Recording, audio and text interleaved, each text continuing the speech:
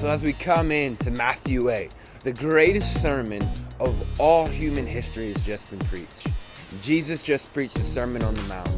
Matthew 5:1, Jesus goes up the mountain and he begins to teach the Beatitudes, the way that completely changes the way everybody else has been taught.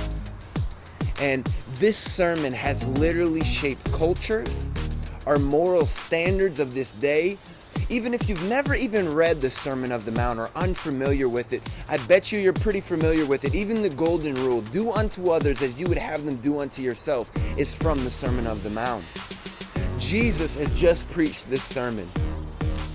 And we come into Matthew 8, Matthew's account of what's going on.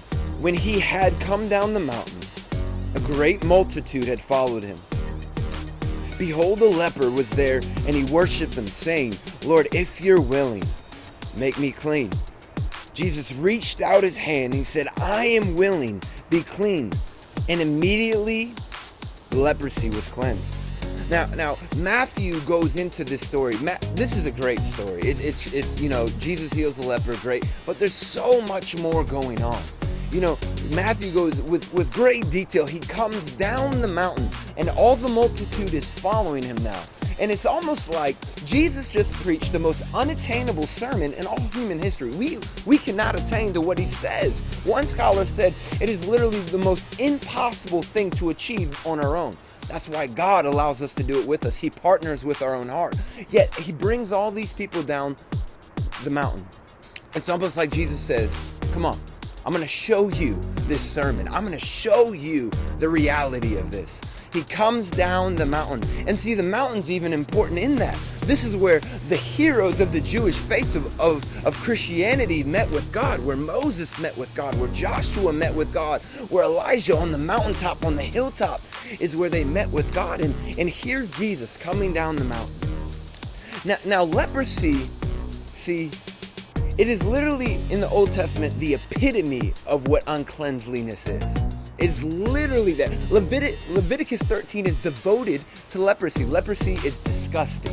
It starts to make your skin stink, your skin's falling off, and pieces of your body are literally coming off your face. And these people were outcasts, even like from their family, from their kids. They become outcasts. They're not allowed to be around them.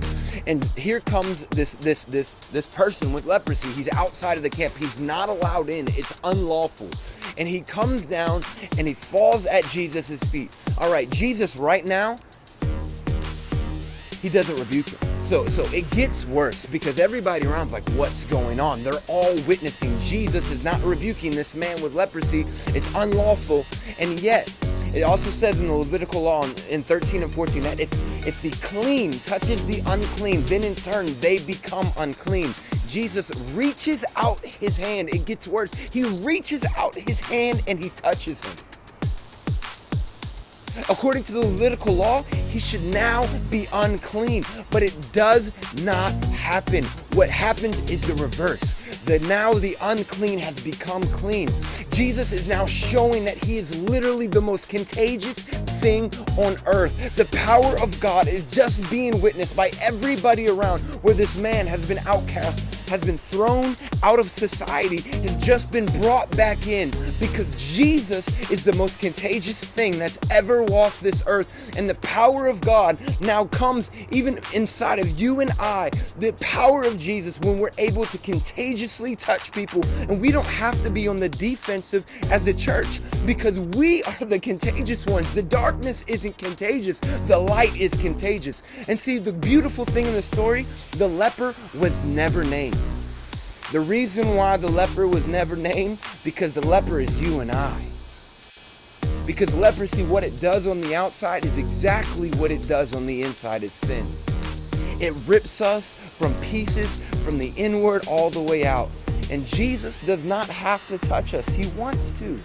Because see, they'll say, oh, he had to touch him to cleanse him. But in the very next part of Matthew, Jesus just sends his word and the boy is healed.